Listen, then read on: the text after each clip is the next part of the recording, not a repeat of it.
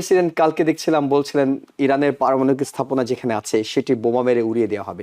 এই হুমকি এবং প্রায় 12 দিন ধরে যে যুদ্ধটি চলছে, প্রাণহানি সবকিছু মিলে আসলে কি যুদ্ধটা আগের তুলনায় কয়েক গুণ বেড়ে গেল? আমরা স্টিল জানি না, আমাদের কাছে প্রেসিডেন্টের কাছে কোনো ক্লু নেই যে যুদ্ধটা আসলে কোথায় গিয়ে শেষ হবে, কোন দিন শেষ হবে এবং কি ধরনের কনসিকুয়েন্স দাঁড়াবে। এই যুদ্ধ আসলে আমরা আমেরিকানরাই এখন এই মুহূর্তে ভাবছি যে এই যুদ্ধ আসলে আমরা কার জন্য করছি। আমাদের প্রেসিডেন্ট যখন যেটা মন চাচ্ছে সেটা উনি করে যাচ্ছেন, কিন্তু এসবের বিনিময়ে যদি এমনও হতো যে আমরা একটা নিশ্চিত একটা ডেডলাইন পেতাম যে কখন যুদ্ধ শেষ হবে, সেটাও কিন্তু আমরা পাচ্ছি না। ওয়ারাস এই যুদ্ধের কারণে কিন্তু সবাই আমরা সাফার করছি। তো এই টিট ফর ট্যাট যুদ্ধে এখন আমরা জয়ী হব কিনা, যুদ্ধে তো আসলে জয়ী হওয়ার কোনো সম্ভাবনা নেই। ইরান এত দক্ষভাবে আমেরিকান বেসগুলোতে, সিআইএর ঘাঁটিগুলোতে শাহেদ ড্রোন দিয়ে হামলা করেছে যে এখানে রাশিয়ার পুরো ডেটাটা ব্যবহার করা হয়েছে, তারা পূর্ণাঙ্গ সহায়তা করেছে বলে সিআইএ মনে করছে। এবার যে আক্রমণগুলো চালানো হবে বলা হচ্ছে সেখানে ইরানের মিত্রদেরকে হিসেবে রাখছে কিনা? Absolutely not. এখানে যেমন রাশিয়ার we have been supplying so much ammunition and precision guided materials to the Ukraine and other countries. So এটা কিন্তু এখন রাশিয়ার ইট ইজ অবভিয়াস, একজন সিআইএর যদি কোনো অ্যানালিস্ট এখানে থাকতো তাহলে ডেফিনেটলি সে অ্যাগ্রি হইতো যে হোয়াট, আমরা যে পরিমাণ ড্যামেজ অন্য দেশের জন্য করছি তো অবশ্যই সে দেশের সেম রাইট আছে to really counter attack to us. President কালকে দেখছিলাম বলছিলেন ইরানের পারমাণবিক স্থাপনা যেখানে আছে সেটি বোমা মেরে উড়িয়ে দেওয়া হবে। আর এখন তিনি হুমকিটি দিচ্ছেন সেটি হলো যদি ইরান হরমুজে হামলা করে কোন একটি জাহাজে তাহলে এটি করা হবে। এই হুমকি এবং প্রায় 12 দিন ধরে যে যুদ্ধটি চলছে, প্রাণহানি সবকিছু মিলে আসলে কি যুদ্ধটা আগের তুলনায় কয়েক গুণ বেড়ে গেল, নাকি এটি এমন একটি পরিস্থিতির মধ্যে দিয়ে আছে যে দুই পায়ে গিয়ে এক পা পেছানোর অন্তত সুযোগ আছে?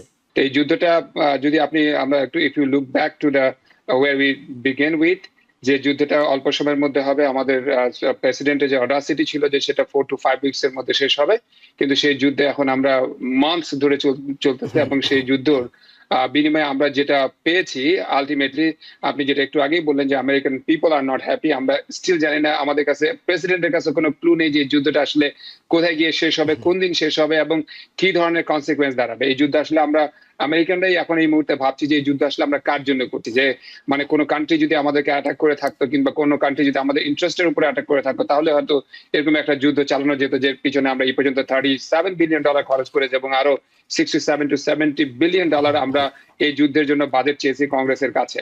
তো এই যুদ্ধের বাজেটের চাহিদা যে জনগণকে ট্যাক্স পেয়ারদের টাকা থেকে এই যুদ্ধের খরচ ব্যয় করা হয় এবং সেটা করতে গিয়ে অলরেডি আমেরিকার অর্থনীতি হিমশিম খেয়েছে। আমরা দেখেছি গ্রসারি প্রাইস অনেক বেড়ে গেছে, ক্ষেত্র বিশেষে 9, 10, 12% পর্যন্ত বেড়ে গিয়েছে। আমরা দেখেছি তেলের মূল্য যে বেড়েছে, অনেক মানুষ এটাতে ফসে উঠেছে এবং মানুষ মোটেই সন্তুষ্ট না। ইভেন আপনি যেটা বললেন রিপাবলিকানরা অনেকে এই মুহূর্তে সন্তুষ্ট না, মাগা সাপোর্টাররা এই মুহূর্তে সন্তুষ্ট না। তাহলে আসলে আমরা কোন লিম্বোর মধ্যে, কোন স্ট্যাটাস কোর মধ্যে আমরা ঝুলে আছি, আসলে কার ইন্টারেস্ট আমরা এই যুদ্ধ করছি? এগুলো রাইট জবাব কিন্তু আমরা আমেরিকার গভর্নমেন্টের কাছ থেকে বা আমাদের প্রেসিডেন্টের কাছ থেকে পাচ্ছি না। এবং ইদানিং কাল আমরা শুনছি যে বিভিন্ন ইনফরমেশন আমাদের কাছে লুকানো হচ্ছে, হত্যা মানে কত মানুষ আমাদের ওখানে আহত হয়েছে, নিহত হয়েছে, কত কি ধরনের ক্ষয়ক্ষতি হচ্ছে, সেগুলো বিষয়ে আমাদের কাছে অনেক তথ্য ধোঁয়াশে এবং পরিষ্কার না। এখন এই সিচুয়েশনে আমরা এসে এখন কোন দিকে আসলে আমরা গিয়ে ঠেকবো, কোন জায়গায় কে আমাদেরকে আসার আলো দেখাবে, কে আমাদেরকে একটা কনক্লুসিভ একটা চিত্র দিতে পারবে, সেই চিত্র কিন্তু আমরা এখনো পর্যন্ত পাচ্ছি না। এবং এই যুদ্ধ যে আরো কতকাল চলবে, দেখেন আপনি যেটা বললেন এই যুদ্ধটা এখন একটা টিট ফর ট্যাট যুদ্ধে পরিণত হয়েছে। আমাদের প্রেসিডেন্ট যেটা আজকে বললেন যে যদি ইরান কোন শিপের মধ্যে যদি তেলবাহী কোন ট্যাঙ্কারে আঘাত করে তাহলে তার বিনিময়ে আমরা তাদের সিভিল স্থাপনাগুলোতে আক্রমণ করবো। সিভিল স্থাপনা কিন্তু আক্রমণ করলে আলটিমেটলি কিন্তু জনগণ ক্ষতিগ্রস্ত হয়। একটা দেশের অলরেডি আমাদের প্রেসিডেন্টের ভাষ্য মতে আমরা তাদের নিউক্লিয়ার ফ্যাসিলিটি, নেভাল ফ্যাসিলিটি থেকে শুরু করে তাদের এয়ারপোর্ট সবকিছু আমরা মানে অ্যানালাইটেড করে ফেলেছি এবং ধ্বংস করে ফেলেছি এবং তাদের নিউক্লিয়ার ক্যাপাবিলিটি আমরা ধ্বংস করে ফেলেছি, মিসাইল ক্যাপাবিলিটি ধ্বংস করে ফেলেছি। এবং সেই জায়গায় এখন যদি আমরা সিভিল ইনফ্রাস্ট্রাকচারকে যদি আঘাত করি তাহলে সে দেশের 90 মিলিয়ন মানুষকে কষ্টের মধ্যে ফেলে দেওয়া হবে। সেটা কিন্তু আপনি যদি ইন্টারন্যাশনাল ডেফিনেশন, জেনেভা কনভেনশনের যে আপনার যুদ্ধ অপরাধ ডেফিনেশনে যদি আপনি পড়ে থাকেন তাহলে এটা কিন্তু যুদ্ধ অপরাধেরই একটা ডেফিনেশনের অংশ হিসেবে কিন্তু এটা পড়ে যায়। তো আমরা সেই কাজগুলো এখন করে যাচ্ছি, আমাদের প্রেসিডেন্ট যখন যেটা মন চাচ্ছে সেটা উনি করে যাচ্ছেন, কিন্তু এসবের বিনিময়ে যদি এমনও হতো যে আমরা একটা নিশ্চিত একটা ডেডলাইন পেতাম যে কখন যুদ্ধ শেষ হবে, সেটাও কিন্তু আমরা পাচ্ছি না। ওয়ারাস এই যুদ্ধের কারণে কিন্তু সবাই আমরা সাফার করছি।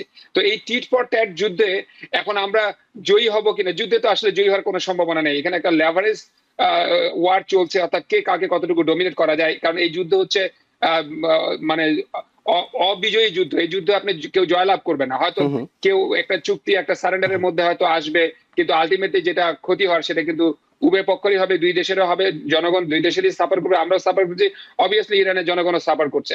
তো আমরা চাই এই মুহূর্তে আমাদের রাজনীতিবিদদের কাছ থেকে একটি সঠিক ডেডলাইন বা একটি পিকচার এবং সঠিক একটা কনক্লুসিভ স্পিচ যে এই যুদ্ধ আসলে তারা জানেন না, এবং কবে শেষ হবে। ইরান এত দক্ষভাবে আমেরিকান বেসগুলোতে, সিআইএর ঘাঁটিগুলোতে শাহেদ ড্রোন দিয়ে হামলা করেছে যে এখানে রাশিয়ার পুরো ডেটাটা ব্যবহার করা হয়েছে, তারা পূর্ণাঙ্গ সহায়তা করেছে বলে সিআইএ মনে করছে। তাহলে আমরা যে আমেরিকা যে বলছি আমরা বারবার এই ভয়াবহ হামলা চালানো হবে, ভয়াবহ রিয়েক্ট করা হবে, এই ভয়াবহ হামলা যদি চালানো হয় তাহলে এই আন্তর্জাতিক শক্তিগুলো যারা আমেরিকার বিরুদ্ধে শক্তি, চায়না, রাশিয়া, তাদেরকে আমরা হিসেবের মধ্যে রাখছি কিনা, নাকি হরমুজের মতো, হরমুজ যেমন হিসেবের মধ্যে না রেখে আক্রমণটা চালানো হয়েছিল, এবার যে আক্রমণগুলো চালানো হবে বলা হচ্ছে সেখানে ইরানের মিত্রদেরকে হিসেবে রাখছে কিনা?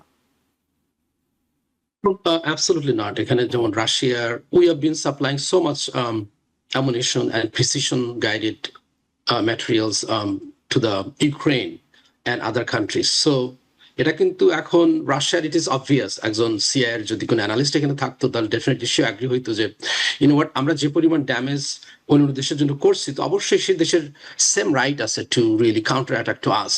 সো এখানে আশ্চর্যের কোনোই উপায় নেই যে রাশিয়া এবং চায়না প্রিসিশন লোকেশন দিচ্ছে এবং সফিস্টিকেটেড অ্যামুনিশনও তাদেরকে দিচ্ছে ইরানকে to destroy hour F-15, F-16 এবং অন্যান্য যেসব দেখতেছেন যে আমরা ভূমধ্য সাগরে বা কুয়েতে বা জর্ডানে যেসব ডিস্ট্রাকশন হয়েছে, ইটস সো প্রিসাইজ এবং it's impossible for Iran by himself এগুলোকে নিজে নিজে এগুলো বের করে। অবশ্যই এখানে আমি মনে করি যে রাশিয়ার তো একদম ডাইরেক্টলি ইনভলভমেন্ট আছে এবং তারা সে ড্রোনের ব্যাপারে যে জিপিএস সিস্টেম বলেন বা ইরানের যেসব বায়ুর মাধ্যমে যেসব গাইডেড সিস্টেম আছে, অবশ্যই তারা সেগুলো ইউটিলাইজ করতেছে এবং সেগুলো শেয়ার করতেছে। না হলে ইরান আমার মনে হয় না যে এত প্রিসাইসলি কোন টার্গেটে তারা অ্যাটাক করতে পারে। আমি আজকে একটু নিউ ইয়র্ক টাইমসে পড়তেছিলাম যে নিউ ইয়র্ক টাইমসের অ্যানালিস্টে যে পরিমাণ ডিস্ট্রাকশন আমেরিকার ইনস্টলেশন হয়েছে, এটা কিন্তু আমেরিকান পিপলটা কিন্তু জানে না। কয়েকজন হয়তো নিউ ইয়র্ক টাইমস পড়ে এবং এখানে মিডিয়া কিন্তু এগুলো সুন্দরভাবে পাবলিশ করতেছে না। So American soldiers is dying, আমেরিকার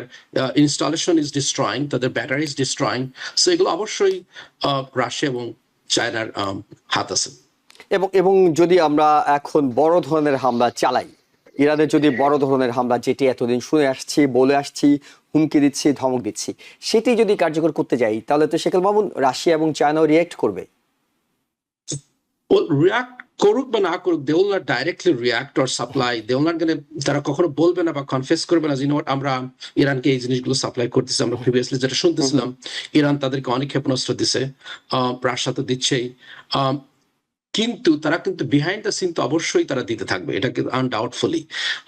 যে মেইন প্রবলেমটা হচ্ছে যেটা ইজ ভায়োলেশন, আমাদের রশিদ ভাই একটু বললেন যে it's a violation of international law and order, Geneva কনভেনশনের অর্ডার, যে যখন কোনো কান্ট্রি ফাইট করবে they have to fight against the defence এবং আর্মি ইনস্টলেশন ফ্যাসিলিটিগুলোতে, নট পাবলিক ইনফ্রাস্ট্রাকচার। সেটা তো ভায়োলেশন। আমরা জানি যে America doesn't care even though they sign the Geneva convention act, কিন্তু আমরা জানি যে অনেক কিছুই আমেরিকা কিন্তু শেয়ার করে না, মানে সাইন করে না। তার কারণ আমরা যখন ইন্টারন্যাশনাল ওয়ার ক্রাইমের সেটা তারা they never sign it, Israel এবং আমেরিকা। তার কারণ জানি যে সেটা যদি তারা সাইন করে, lot of president, lot of defense secretary, lot of other people will be tried under the international law এবং তারা তখন জেলে যেতে হবে।